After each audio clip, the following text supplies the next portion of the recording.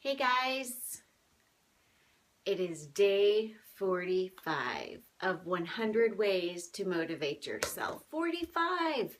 All right, so today is a really good lesson and it's called Get Your Game Face On.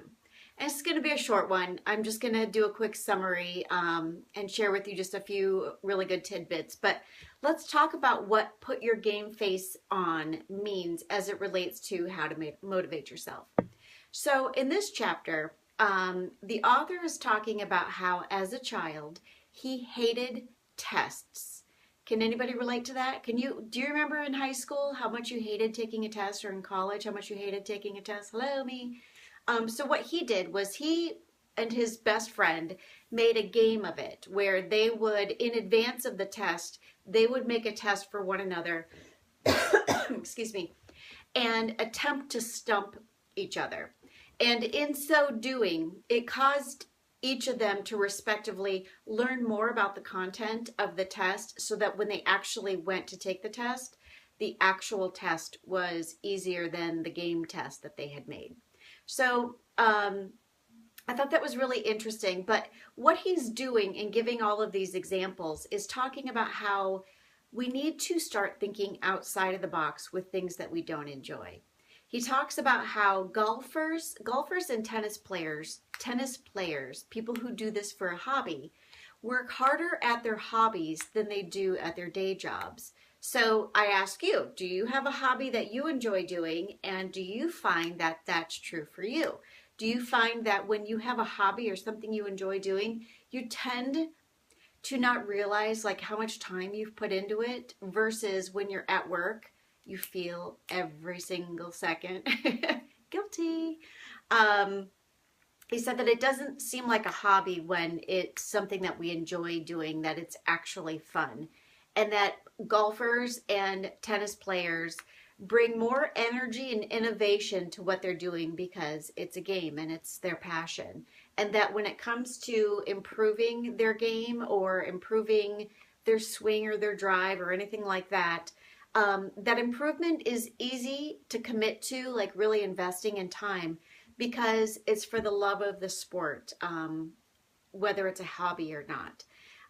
He also gave the analogy of thinking about poker players. Have you ever known somebody who, on a normal basis can't stay up around the clock, but then they get invited to a poker game and they go to the poker game, they stay up all night, and they like tapped into all of this energy that you've never seen before.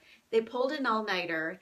It wasn't like they were up drinking coffee and doing everything to keep themselves awake. They were consuming, alcohol probably, and eating stuff that was not good for their body, doing all of these things that we see as counter to energy production. Yet, because they were doing something they loved, playing poker, they stayed up effortlessly. And, you think back about, college, you might have stayed up all night, pulled all-nighters studying for an exam, versus if you, went out dancing with your friends. It's a completely different level of energy. And so as I read this, I thought, well, yeah, this is all great, but it's a little bit common sense. I mean, duh. Of course, we're going to stay up doing things that we enjoy. But he talks about how we need to take the energy that we bring to the things that we enjoy as a hobby and find a way to channel that into what it is that we do for a living, to make things more exciting, to make it fun, to make a game of it. Whether it's that you track something or you compete with somebody that you work with. He says that people believe that fun jobs are always somewhere else. And if that's the case, then you need to really do some self-assessment. He talks about how the truth is that fulfilling and fun work can be found in anything. The more we consciously introduce game-playing elements, personal best, listed goals, time limits, competition with ourselves or with others, the more fun the actual work itself becomes. And that's a little bit true. I never did this when I was in corporate America, but there were different stats and things that I measured myself against other people. He says that whatever it is that you have to do, whether it's a major project at work or a huge cleaning project at home, turning it into a game will bring you higher levels of energy and motivation. And, you know, I think that's true. So for you, if there's something you're going through, finding a way to find the fun in it or to put the fun in it is going to help you, especially if it seems like what you're doing is daunting or overwhelming or that you dread it. Um, you know, there's a quote that says, do what you love and you'll love what you do. And so I think that's true. But, you know, here's the question I have. What if you hate your job? I mean, let's face it. Some of us don't like what we have to do for a living. What if you can't find the joy in it? What if it sucks the life out of you? What's my advice for you then?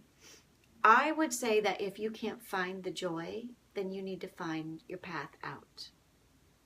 And because the way I see it as a life coach, I always coach the women that I work with to say, you know, your feelings are information.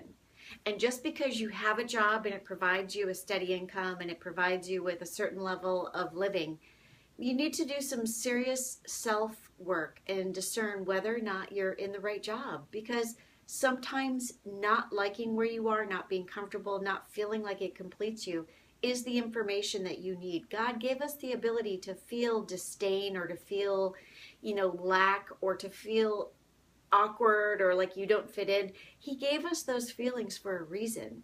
And that reason is for you to feel that information and to react to it. So if you can't find the joy, you can't make a game of it, then find the path out. There's nothing wrong with that. This isn't one size cookie cutter, it fits everybody, that kind of thing. And, you know, the parting thought I want to leave you with is a quote from Abe Lincoln. The best way to predict your future is to create it. So if you're unhappy in something that you're doing right now, find a way to make it fun. And if you can't find a way to make it fun, find a way to get out of it. Just a quick example from my personal experience. Right now, I'm going through this awesome mom boot camp. And in this boot camp, we had to create a vision board. And I've never been a vision board girl. But it was an amazing exercise, you guys. I created this vision board. I put it someplace where I could see it every day. And the more that I passed by it, I thought, gosh, you know, it's really not in front of my face enough. When it comes to a vision board, in order to actually make it manifest, you really need to have it in front of you. So you know what I did? I disassembled a lot of the vision board and I created a vision ribbon. Now, I know that sounds really kind of crazy, but in keeping with keeping your game face on, I really wanted to get in the game with, you know, having this vision board in front of me every day. So I'm going to move this. Hopefully you guys can see this. And you'll see up here on my mirror, you can see those pictures going up and down, and you see that plain teal ribbon there, and then you see like a strip of pictures there and a strip of pictures there. What I did was I disassembled my vision board and I made a vision ribbon, as I alluded to. And what I've done is each of those areas of my life where I actually want to step up and step into my greatness, I have a photograph of each of those things. And now while I'm brushing my teeth, blow drying my hair, putting on my makeup, I can look over the things that I know are in my future and start to think of ways that I'm going to make it manifest. Because like that parting quote I gave you, the best way to predict your future is to go out and to create it. Every single day I'm showing up for myself and I'm creating it by investing in my personal development. And it really is that easy. So anyhow, there you go. That's day 45. Put your game face on. Get serious about it. If what you see in your life, if you don't like it, then either change the way that you're seeing it, find your path out, or do what you can to start creating and stepping into your destiny. Have a good day, everyone. Bye-bye.